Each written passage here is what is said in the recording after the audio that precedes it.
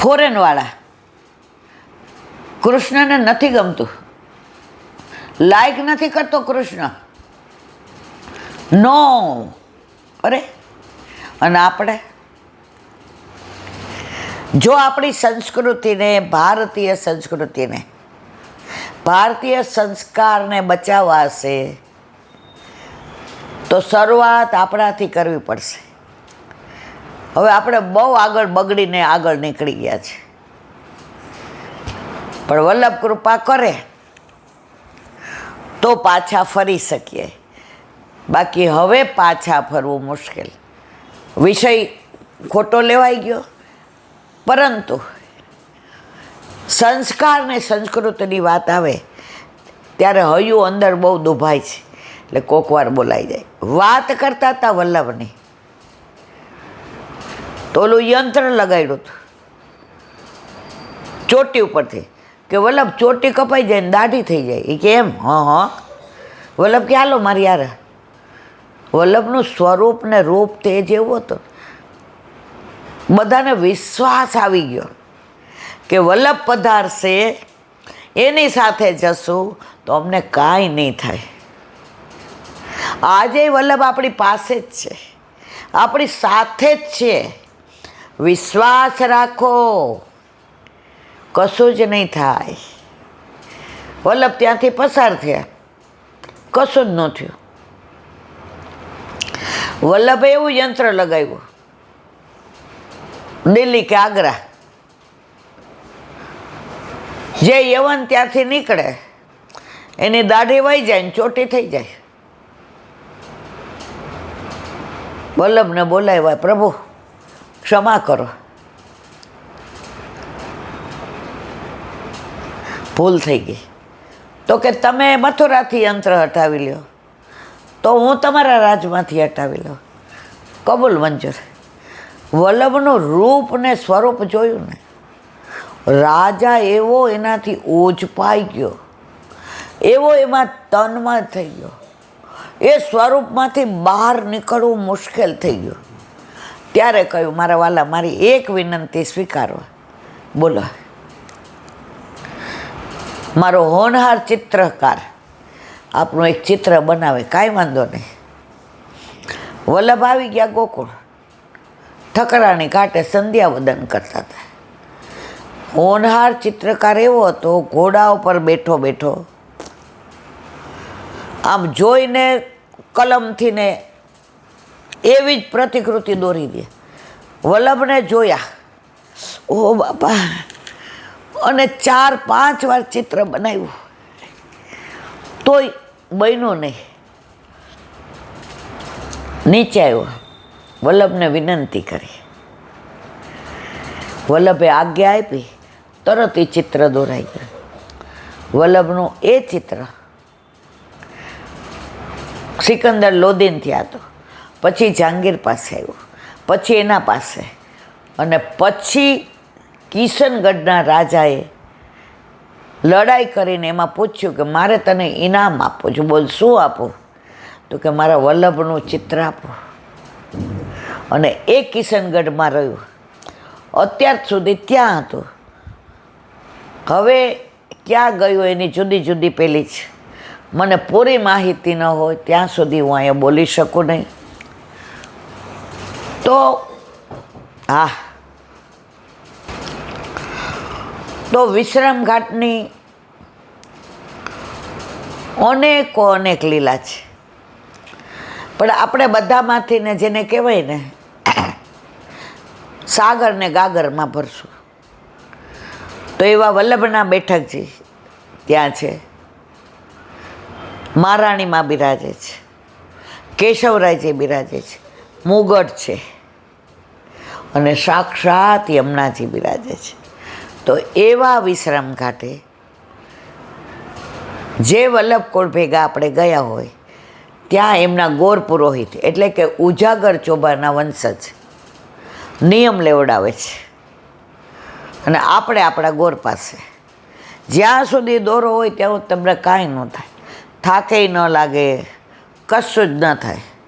40મે દિવસે દોરો કાઢો પગે દુખે ને હાથે દુખે ને જલ્દી ઘરે આવવાનું મન થાય. તો એવા વિશ્રામ ઘાટની લીલાના વિરામ આપીએ.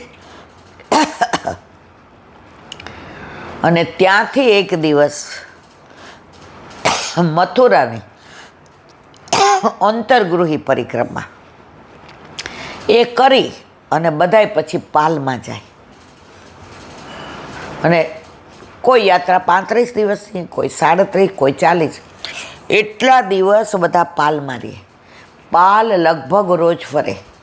આજે મધુવનમાં હોય તો કાલે કુમુદવનમાં હોય, જે રીતો એનો પ્રોગ્રામ હોય એ પ્રમાણે. અને દરેક જગ્યાએ જારી ચરણ સ્પર્શ વલ્લભકુળના બાળકો કરે, આપણે પણ કરીએ. વચનામૃત હોય, મનોરથ હોય, આપણા ઘરે બિરાજતા આપણા ઠાકોરજીની સેવા પણ હોય, દાઢી લીલાય હોય, રાસ લીલાય હોય, વ્રજ લીલાય હોય. એ 40 દિવસ તમે વ્રજવાસી, વ્રજમાં ઠાકોરજી જેવી રીતે સવારથી રાત રહેતા, એ બધાનું અનુસંધાન આ 40 દિવસ તમને આનંદ આવે. તો આજે વ્રજ લીલાની, વિશ્રામ ઘાટની લીલાના અહીંયા વિરામ આપીએ. કાલે હું માનું ત્યાં સુધી દ્વારકાધીશનું મંદિર. બોલો વલ્લભાધીશ.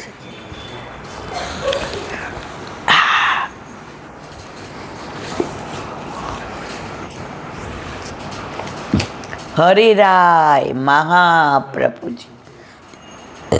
હરિરાય વાંગ મુક્તાવલી. વૈરાગ્યમ પરિતોષમ ચ લોભા ભાવાય ભાવયેત જન્મનો પ્યંતિમત્વમ વૈ કૃતાર્થવમ ચ ચિંતયેત. ગુજરાતી. લોભ ન રહે માટે વૈરાગ્ય અને સંતોષની ભાવના કરવી. બધા પાપનું મૂળ લોભ. લોભ અને કરકસરમાં ફેર. ન જોઈતું વ્યર્થ વાપરો તો એને ઉડાવ કહેવાય, પણ જોઈતું હોય એટલું જ વાપરો તો કરકસર. અને લોભ કોને કહેવાય? જોઈતું હોય એટલું પણ ના વાપરો તો એ લોભ. તો લોભ ન રહે માટે શું? વૈરાગ્ય અને સંતોષ. જે મળ્યું એમાં આનંદ. આને આ મર્સિડીઝ છે તો મારે હવે એ જ લેવી છે. ના, તમને જે મળ્યું એમાં સંતોષ. વૈરાગ્ય. વૈરાગ્ય એટલે ઘર નહીં છોડવાનું, ભગવા નહીં પહેરવાના. દિવાળી આવી, બધાય કે તારા માટે મમ્મી આ 2 ડ્રેસ લાય, બહુ સરસ. ઠાકોરજી રાજી થશે, નવા પહેરીશ. મારા માટે કેમ આવું લાવ્યા તમે? ના, જે મળ્યું છે એમાં આનંદ, એ વૈરાગ્ય. અને જે મળ્યું છે પૂરતું જ સંતોષ. કારણ કે કામ અને લોભ પ્રભુની પ્રાપ્તિને આડે આવનાર 2 મહાન પહાડો છે. તેઓને દૂર કરવા માટે વૈરાગ્ય અને સંતોષની ભાવના કરવી. લોભ અને કામ. દુઃખ બધાયમાં કેમ થાય છે? અપેક્ષા વધુ છે. તમે અપેક્ષા રાખો તો દુઃખ થવાનું જ છે. કાંઈ પણ થાય તો ઓહો આટલું બધું સરસ, આજે તે સરપ્રાઈઝ રસોઈ બનાવી નહીં બેટા, મસ્ત, મજા આવી ગઈ. હવે એ જ વસ્તુને તમે શું કહો? હવે તો તું પૂછ્યા વિના બનાવવા માંડી છે, અમારી ક્યાં જરૂર છે ઘરમાં? વાત એની એ જ છે. તમે આ બધું છોડી દો, સામેવાળાને આનંદ ને તમને આનંદ. વ્યર્થ વાણી વિલાસ ક્યાં થાય છે? બધે મને ગણતા નથી, મને પૂછતા નથી, મારું માનતા નથી. પણ આપણે રાજી થઈને એમ કહીએ દિવાળી ઉપર ક્યાં જાવ? શ્રીલંકા. એમ? અરે વાહ, મસ્ત દેશ છે બેટા. હાથ પગ હાલે ને ત્યાં સુધી ફરક. હવે જો અમારાથી અવાય જ તમારી ભેગું, તમે તો લઈ જાઓ એવા છો, પણ હાથ પગ હાલવા જોઈએ ને. સંતોષ, કોઈ કામના નહીં. આપણને તો પૂછે જ છે કે હાલો જ હાલો, પણ આપણી મજબૂરી છે કે હવે આપણી તબિયત એવી. મારે કહેવાના હશે, જ્યાં તમે અપેક્ષા નહીં રાખો ત્યાં તમે સંતોષ આવી જશે. વળી મારો આ છેલ્લો જન્મ છે એમ જાણવું. ઓલા જેને ચેન્નઈમાં પૂછ્યું હતું ને એન્જિનિયરિંગના વિદ્યાર્થીઓએ કે અમારી યુનિવર્સિટીમાં એક અડધો કલાક ન આવો વચનામૃત કરવા. જે કે આવીએ. તમારા ડીનને પૂછી જુઓ. ડીન ત્યાં ભેગા જ આવ્યા હતા. એ કે અમે તમને ઇન્વાઇટ કરવા જ આવ્યા છે. વિનંતી ન આવડે કારણ કે બધાય વૈષ્ણવ નહોતા. એ કે આવશું. અમારું પ્લેન 9 વાગ્યાનું છે, એટલે અમારે 7 વાગે નીકળવું, અમે 5 વાગે આવશું. સરસ કૃષ્ણની બધી વાતો કરી. છેલ્લે એક વિદ્યાર્થીએ પૂછ્યું, જે એક વાક્યમાં અમને ઉપદેશ આપવો હોય તમે શું આપો? જે કે હું બહુ રાજી થયો. મેં એને કીધું, બેટા રોજ સવારે ઉઠીને ત્યારે વિચારવાનું આજે મારા જીવનનો છેલ્લો દિવસ છે. પછી જો તને નહીં ખોટું કરવાનું મન થાય, નહીં ખોટું બોલવાનું મન થાય, નહીં પ્રપંચ કરવાનું મન થાય, નહીં બીજાને છેતરવાનું મન થાય, અને તારા કાર્ય તું બહુ જ પ્રમાણિકતાથી કરીશ,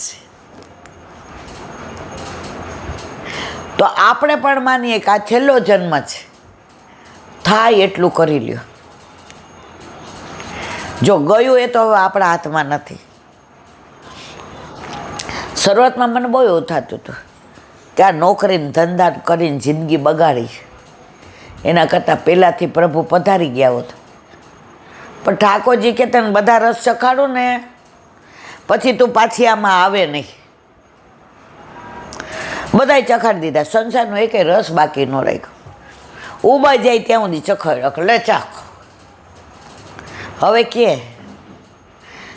કે બેન તમને આ જગ્યાએ 50,000 આપે, 2 કલાક આવો, હું જાઉં, રાખ તારી પાસે. હવે હું મારા ઠાકોરજી, મારો સત્સંગ, મારો આનંદ, તો કેવી રીતે જીવવાનું? આ મારો છેલ્લો જન્મ છે એમ જાણવું. પણ આપણે એવું જાણતા જ નથી.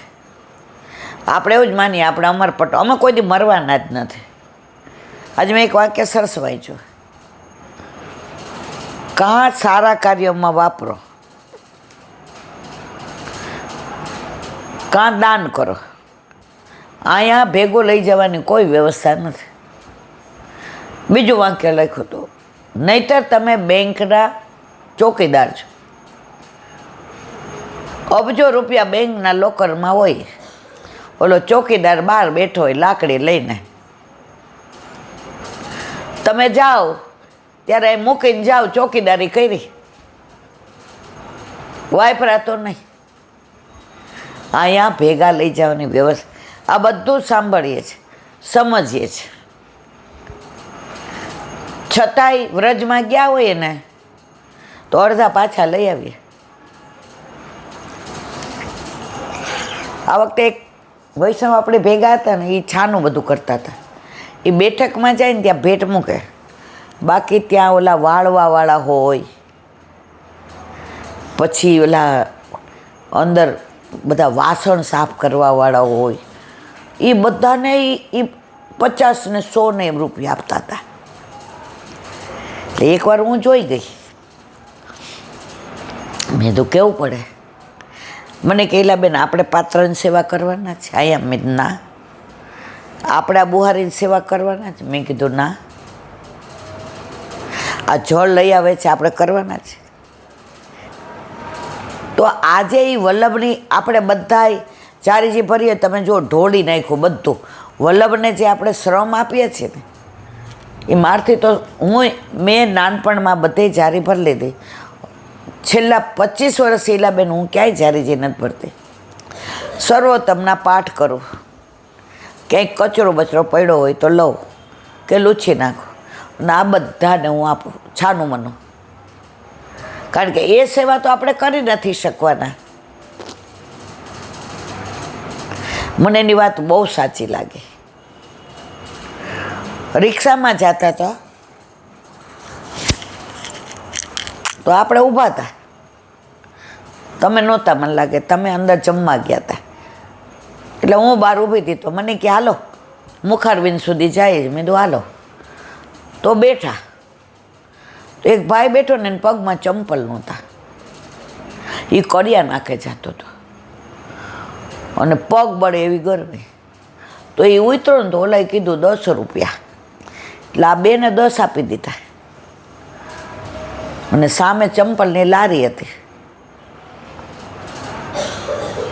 ઉતરીને એને ચંપલ અપાવ્યા. ઓલા ભાઈ કે એ તો તમારું પહેરશે જે ખાતરી. મેં એને લઈ દીધા. ઓલો ભાઈ પાછો આવ્યો, એણે વ્રજભાષામાં કીધું, હું મહિનામાં એકવાર ગિરિરાજ બાવાની પરિક્રમા ઉઘાડા પગે કરું છું. આ ચંપલની મારે બહુ જરૂર હતી. કડિયા કામ કરું છું ને મારા પગ બળી જાય છે. ભાઈ તું એમ કહેતો તો હું વેચી નાખીશ. હું નહીં વેચું, પણ માંડ પૂરું થાય. કારણ કે કડિયા નાકે વારો આવે તો મહિનામાં 15 દી મળે ને ઘણીવાર 10 દી મળે ને, ત્યારે અડધા ભૂખ્યા રહીએ છે. એ બેને એને ઘઉં ને ચોખા ને બધું અપાયું.